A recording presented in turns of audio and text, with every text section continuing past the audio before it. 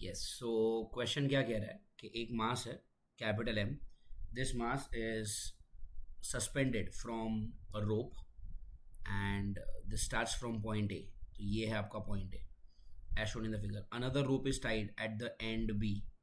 मतलब ये जो रोप है वो यहाँ से चालू होके पॉइंट बी तक पहुँचा है and it is pulled horizontally with the force of F. मतलब यहाँ से फिर आपने एक फोर्स लगाया एफ इस तरफ. If the rope A B makes an angle theta with the vertical in equilibrium.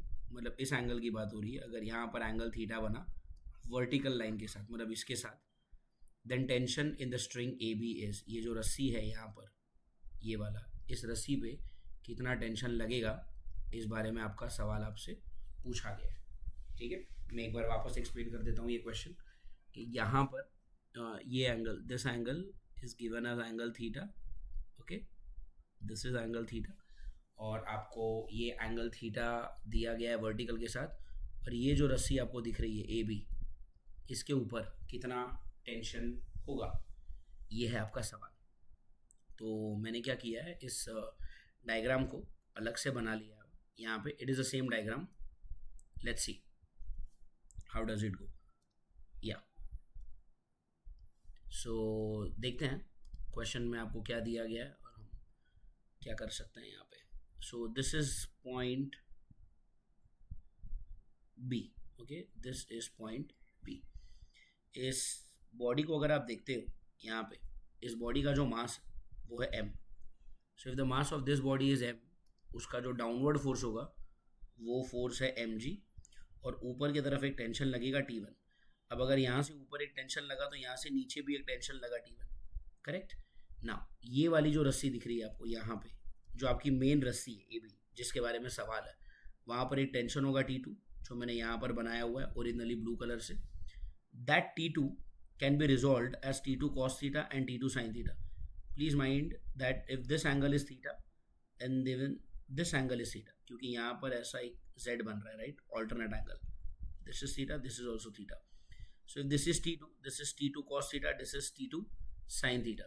Now once you have it, आप इस T2 को इग्नोर कर सकते हो, मतलब क्योंकि वो तो रिजॉल्व हो चुका है ना.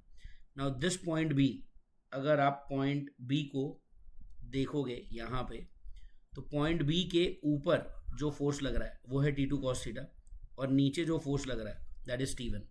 तो हमने यहाँ पर लिख दिया T2 cos theta is equal to T1 because point B is also in equilibrium, right. मैं यहाँ पे लिख सकता हूँ point B is in equilibrium. और आपको ये याद होना चाहिए कि कोई भी पॉइंट जब इक्विलिब्रियम में होता है तो उस पॉइंट के ऊपर वाला फोर्स और उस पॉइंट के नीचे वाला फोर्स दोनों एक दूसरे को बैलेंस करते हैं. उस पॉइंट के लेफ्ट वाला फोर्स और उसके राइट वाला फोर्स भी एक दूसरे को बैलेंस करते हैं. तो ऊपर वाला फोर्स T2 cos थीटा, नीचे वाला फोर्स T1. तो यहाँ पर हमने लिखा T2 cos theta is equal to T1 and left में फोर्स है T2 sin थीटा और राइट में जो फोर्स है वो है F. So T2 sin theta is equal to F. Now if so, यहाँ से अगर आपने इस cos थीटा को नीचे ले लिया तो T2 हो जाएगा T1 upon cos theta and T1 अगर आप देखो तो T1 है mg के बराबर, क्योंकि ये वाली जो बॉडी है, ये वाली बॉडी भी तो इक्विलिब्रियम में. If this body is in equilibrium then you can say that ऊपर वाला force T1 is equal to नीचे वाला फोर्स mg.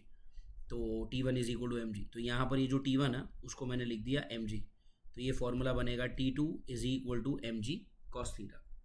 एंड अगर आप यहाँ पर देखते हो तो T2 sin theta is f and sine theta को अगर मैंने नीचे ले लिया तो T2 हो जाएगा f अपॉन साइन थीटा. तो अगर आप समझ पा रहे हो, मेरे पास T2 के दो आंसर आ रहे हैं. एक आ रहा है mg बाय cos थीटा और दूसरा आ रहा है f अपॉन साइन थीटा, और सही दोनों भी है. Okay, even this is right mg by cos theta, even this is right f upon sine theta. अब मुझे सिर्फ ये देखना है कि दोनों में से कौन सा वाला आंसर मैच हो रहा है. तो अगर हम यहाँ पर आए तो f upon sine theta option B के साथ वो मैच कर रहा है.